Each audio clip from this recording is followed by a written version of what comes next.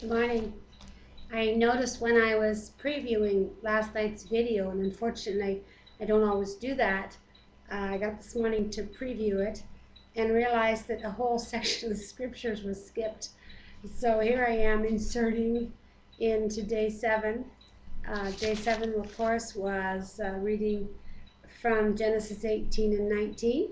So we ended up at yesterday's video stopped without us knowing verse 13. It still showed that it was playing on the screen, but as you noticed when you watched it, the voice and the video weren't matching. So I am here all alone because Eric doesn't know we have a blooper, and I'm going to try to put the patch in the middle. So bear with me.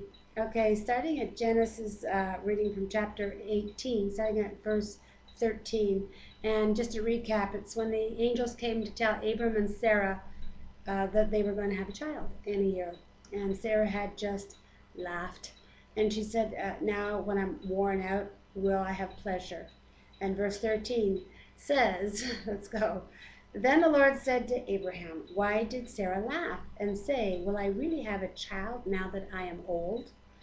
Is anything too hard for the Lord? I will return to you at the appointed time next year, and Sarah will have a son. Sarah was afraid, so she lied and said, I did not laugh. But he said, yes, you did laugh. In verse 16, it's talking about Abraham pleads for Sodom. And I think most people who've gone to any kind of uh, faith group and studied the Old Testament remember that story of Sodom and Gomorrah, where it was demolished. And it's kind of a horrible, sad story, but I'm going to read it. When the men got up to leave, they looked down towards Sodom, and Abraham walked along with them to see them on their way. Then the Lord said, shall I hide from Abraham what I'm about to do? And Abraham will surely become a great and powerful nation, and all nations on earth will be blessed through him. For I have chosen him, so that he will now direct his children and his household after him to keep the way of the Lord by doing what is right and just, so that the Lord will bring about for Abraham what he has promised him. So if Abraham teaches his children to do what's right and just, they will receive the promises of God. And of course, the promise specifically was for him to have a seed and then in a year and then multitude of children afterwards.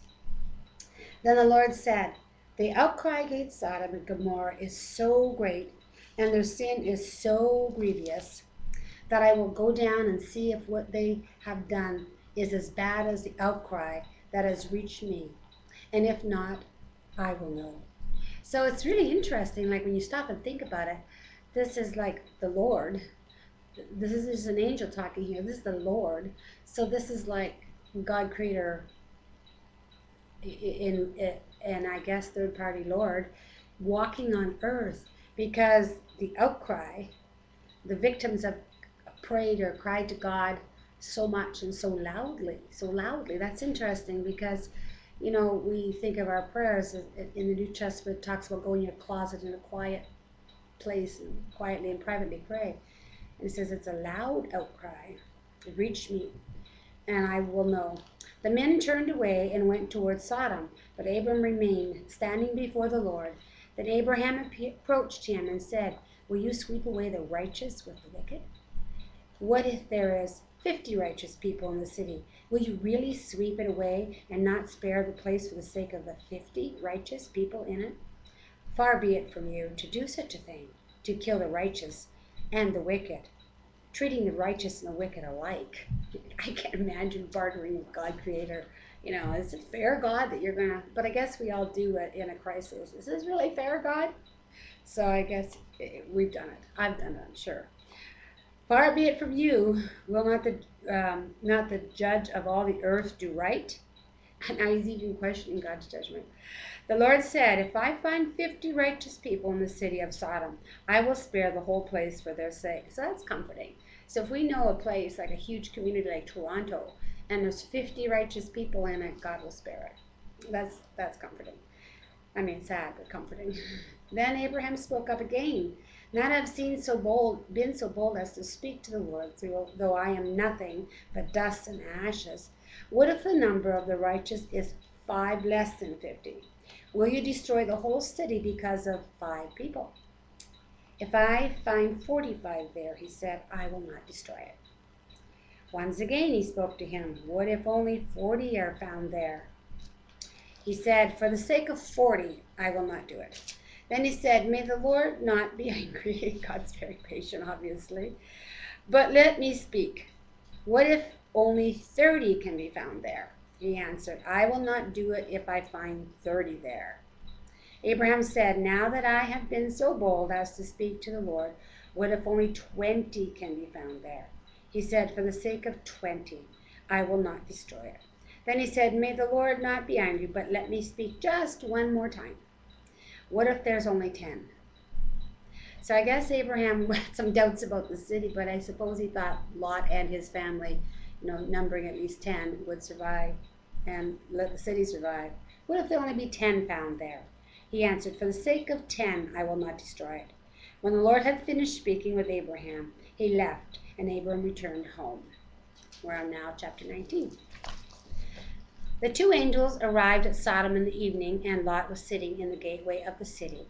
Now, Eric pointed out that the Lord actually didn't physically go in, just the 2 angels that had accompanied him when he went to talk to Abraham.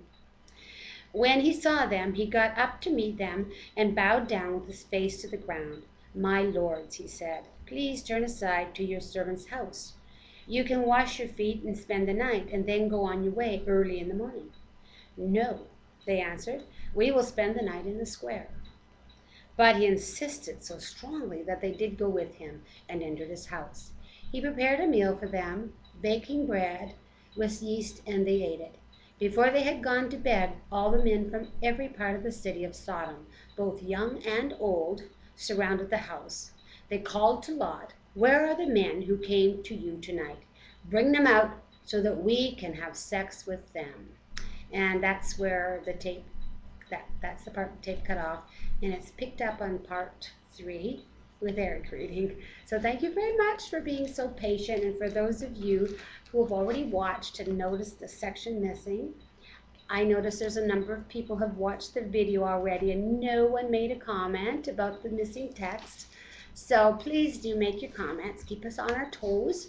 I'd hate to be putting this out there for the whole world to see forever and ever, and there's passages of the word missing. Because there is a warning in the New Testament that anybody who adds to or takes away from the Word of God curses on them. And I don't want a curse on me. So please, if you notice that the video is cut out and the text is missing, please, please, please let us know, because we too want to try to live right before God and be as blessed as his children. So hang in there, check the next video, and pick up on the rest of the text. Thank you for being so patient with us. Have a blessed day.